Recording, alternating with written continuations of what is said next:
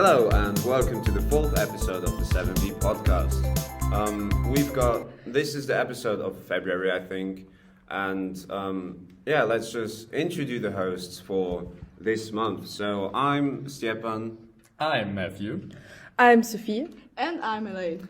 Yeah, and we're going to present you, I think, 3 topics we have prepared for today. And let's just quickly ask how all of you have been doing recently. I'm great. I've slept bad, but I'm great.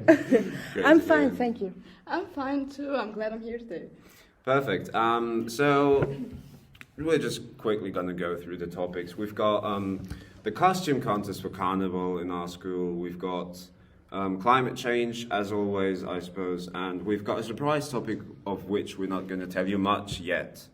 So let's just start with the costume contest, I guess. And as you maybe have already seen, our SV team has recently posted the winners of the costume contest. And I'm actually not so sure who won in the end. I've heard of it, however, I'm not up to date with it. Who is the winner? I've heard David Zinhubler from the 7C, I guess, one dressed as Anton Horvath. Actually, yeah, I've read that yesterday, and I think I also remember the prize. He won signed school merchandise. And who was it signed by? I think it was signed by the entire SV team, and maybe it's an unpopular opinion, but I don't think that's such a good prize. I thought there was a second prize. Yes, I think it's a pillow. Signed too? I think it was, to be honest, it could have been probably a bit more creative because many already own school merchandise, and I'm not so sure, but I think David owns school merchandise as well. So I think not to make an unpopular statement, but I think the prizes could have been a bit better. But let's change the topic. Have you heard? The window is closing. And what window is that? I read on Instagram about it. It was something like, the window in which we can secure a sustainable future for upcoming generation is shrinking drastically. I've actually read about it yesterday. I think it was something like Zeitenbild that uploaded it to Instagram. And it was something about like that we should act now. And it's honestly a shame that our offspring will probably not have a future worth living in. Yeah, actually, I don't want to have children because of this cruel world. Well, that's just sad. Let's change topic. So I guess probably enough about climate change. And as we finish with climate change, great segue to our next topic, the doomsday clock. So, what's that? Sounds pretty gloomy. It's a study by multiple scientists from different fields concerning the end of humanity. If the clock metaphorically strikes midnight, all deaths have been counted. It has never been this close to midnight. This is due to climate change and the ongoing Ukraine conflict. Speaking of Ukraine, what do you think about the current situation? I've actually informed myself a bit.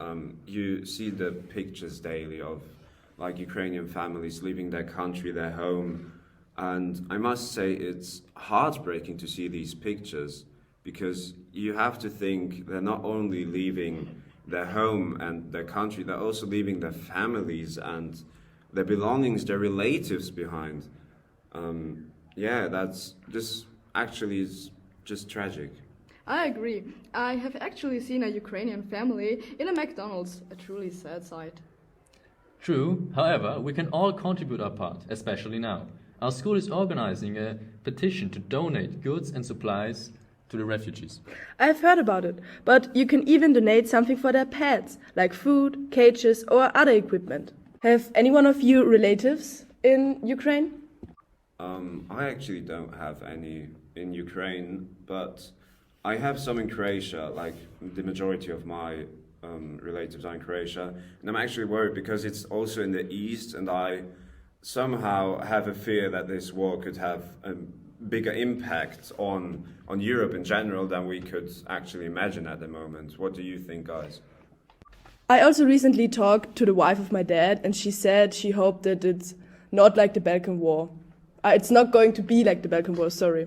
And I think the situation currently is worrying for all Europe, not just the Balkan states. We all somehow are involved in this, because even if you think it's far away, it's just 1,000 kilometers, and if you put that into perspective, it's not actually that far away. So yeah, I think we might have drifted a bit off topic here. Let's just change it up to the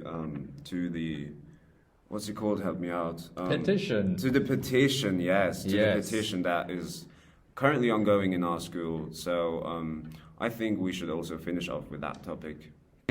Great idea. So the beautiful thing about this petition is that everyone can donate even a little amount. It's all about those goods that are needed to provide safety and hygienics to children. So they don't even cost that much. Eventually, you have something at home like old clothes from when you were a kid, or other things like plays or toys. True. Even though I've heard that heavy clothing and toys aren't really the best idea. They still have a very long way to go, and it could be a very, very big thing to carry around. Yeah, definitely. But as Elaine said, if you have something lying around, you might just as well inform yourself what you can donate and what's like not really requested. And I think we should actually finish off for today. If you have anything to say, feel free to say it, but I think that would be enough.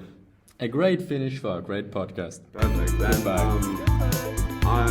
we thank you for your attention, and I would also say goodbye. Bye.